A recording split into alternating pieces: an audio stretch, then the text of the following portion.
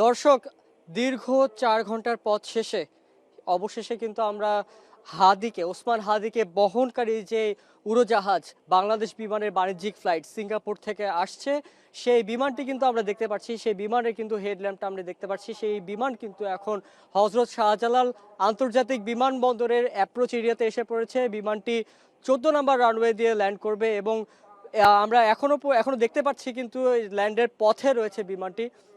এই বিমানেই শহীদ ওসমান হাদির মরদেহ। বিমানটি এখন আমরা দেখতে পাচ্ছি যে ল্যান্ড করছে বিমানটি,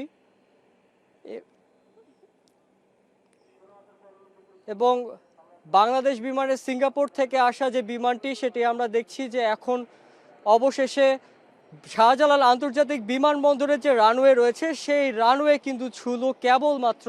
এবং এই বিমানেই কিন্তু শহীদ ওসমান হাদির মরদেহ রয়েছে। দীর্ঘ কয়েকদিনের যেই যুদ্ধ, তার মরণের সাথে যুদ্ধ, সেই মৃত্যুর সাথে যুদ্ধ, কিন্তু অবশেষে তিনি মৃত্যুর কাছে হার মেনেছেন। হার মেনে কিন্তু তার অবশেষে পতাকা মোড়ানো যে কফিনটি রয়েছে সেই কফিনটি কিন্তু এই বিমান বাংলাদেশ এয়ারলাইন্সের BG585 যে বিমানটি রয়েছে বাণিজ্যিক ফ্লাইট, সেই ফ্লাইট থেকে কিন্তু এখন আমরা দেখতে পাচ্ছি এটি অবতরণ করলো। এবং অবতরণ করে এটি কিন্তু ট্যাক্সিওয়েতে করে টার্মিনাল 2-তে প্রবেশ করার কথা রয়েছে। টার্মিনাল 2 থেকে সব যাত্রী যারা রয়েছেন সেই যাত্রীদেরকে নামিয়ে কার্গো যে ভিলেজ রয়েছে সেই কার্গো ভিলেজের সামনে কিন্তু শহীদ ওসমান হাদির মরদেহটি নামানো হবে। এবং এরপরে কিন্তু তাকে ঢাকা আন্তর্জাতিক বিমানবন্দর থেকে ঢাকা বিশ্ববিদ্যালয়ের মসজিদে, কেন্দ্রীয় মসজিদে নেওয়া হবে। সেখানে কিন্তু জনসাধারণের জন্য একটি আয়োজন করা হচ্ছে। তাকে যারা দেখতে চান তারা বিভিন্ন দেশ থেকে, তাদের বিভিন্ন দেশের বিভিন্ন জায়গা থেকে কিন্তু তারা আসছেন তাদেরকে শেষবারের মতো দেখা করার জন্য।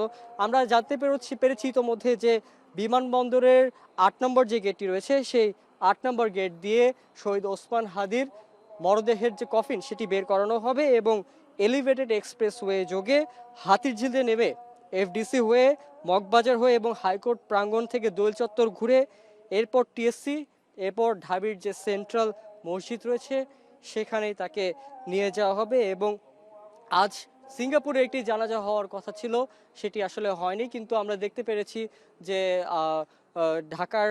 ঢাকা সহ বাংলাদেশের বিভিন্ন মসজিদে বাদ জুম্মার পর কিন্তু অনেক দোয়া মাহফিল অনুষ্ঠিত হয়েছে তার বিদায়ী আত্মার মাগফিরাতের জন্য। তিনি কিন্তু বারবার তিনি বিভিন্ন সময় কিন্তু তার স্লোগানে উঠে এসেছে, তিনি বারবার সৃষ্টিকর্তার কাছে তিনি ফিরতে চেয়েছেন বীরের বেশে, এবং সেই বীরের বেশেই কিন্তু তাকে এই বাংলাদেশে নিয়ে আসা হলো, ঢাকায় নিয়ে আসা হলো এবং সেই রাষ্ট্রীয় মর্যাদায় কিন্তু তাকে দাফন কার্য সম্পন্ন করার কথা রয়েছে। এবং এখন আমরা দেখতে পাচ্ছি যে বর্তমানে বিমানটি ট্যাক্সিওয়ে করে টার্মিনালের পথে রয়েছে। সেই টার্মিনাল থেকেই কিন্তু টার্মিনালে যাত্রীদের নামানো শেষ করে কিন্তু তাকে কার্গো ভিলেজের সামনে নিয়ে এসে তার কফিনটি বিমান থেকে নামানো হবে।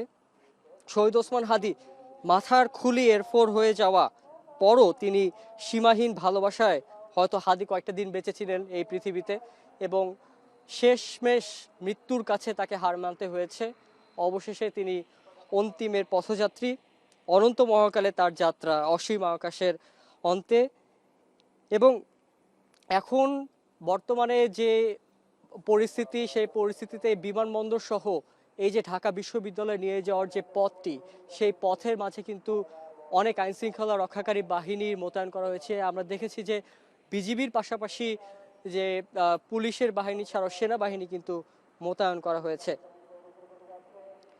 শহীদ ওসমান হাদি আসন্ন জাতীয় সংসদ নির্বাচনে স্বতন্ত্র প্রার্থী হয়ে কিন্তু স্বতন্ত্র চরিত্রে উদ্ভাসিত হয়েছিলেন তিনি। জুলাই বিপ্লবের অন্যতম এক প্রধান নায়ক ছিলেন তিনি। আমরা দেখেছি বিভিন্ন সময় তিনি মুড়ি বাতাসা হাতে নিয়ে ছুটে গেছেন মানুষের কাছে। তিনি এভাবে নির্বাচনী এক ব্যতিক্রমী ধরনের নির্বাচনী প্রচারণা চালিয়েছেন। তিনি বলেছেন বিভিন্ন সময় বিভিন্ন যে অনুষ্ঠানগুলো, টকশোগুলো রয়েছে, তাকে কিন্তু প্রশ্ন করা হতো এই ব্যতিক্রম ধর্মী আয়োজন কেন করা হয়। তিনি অবশ্য তিনি এটি বলতেন যে আবহমান কালের যে বাংলা, যে এইভাবেই তিনি মানুষের কাছে তিনি খুব সাধারণভাবে তিনি মানুষের কাছে পৌঁছাতে চেয়েছিলেন। কিন্তু এই অবশেষে তার যে অন্তিম পথযাত্রা অবশেষে হলো, সেটি কারো কাছেই কাম্য ছিল না। তিনি যেভাবে লাখো বাঙালিকে কাঁদিয়ে, লাখো বাংলাদেশের মানুষকে কাঁদিয়ে তিনি চলে গেলেন, সেটি কিন্তু অনেকেই মানতে পারছেন না। এবং এই যে ঘটনাটি ঘটলো নির্বাচনের কিছুদিন আগে, কয়েক মাস আগে, এটির মাধ্যমে কিন্তু বিভিন্ন ভাবেই কিন্তু বিভিন্ন জায়গা থেকেই প্রশ্ন উঠছে যে নির্বাচনের আগে এই ধরনের আইন শৃঙ্খলা পরিস্থিতি কতটুকু নির্বাচনকে প্রভাবিত করতে পারে। এবং তিনি কিন্তু বিভিন্ন সময় ধরে, হাদি কিন্তু বিভিন্ন সময় ধরে অনেক আগে থেকেই কিন্তু তার এই যে তিনি লাইফ থ্রেটসের উপর ছিলেন। বহুবার তিনি এই যে এত বছর, এই 23 বছর, এই এত বছর জীবনে তিনি এসেছেন, এই জীবনটিকে তিনি বাড়তি পাওনা বলে মনে করেন। কারণ তার উপর কিন্তু অনেক সময় আমরা দেখেছি, এর আগে থেকেও ফেসবুক পোস্টে আমরা দেখেছি যে বিভিন্নভাবে তাকে যে হুমকিগুলো তাকে দেওয়া হতো সেই ফেসবুক পোস্টে তিনি লিখতেন। এবং তিনি কিন্তু নিজের যে আত্মরক্ষার বিষয়টি, সেটি কিন্তু উপেক্ষা করে তিনি রাস্তায় নামতেন, মানুষের কাছে পৌঁছতেন।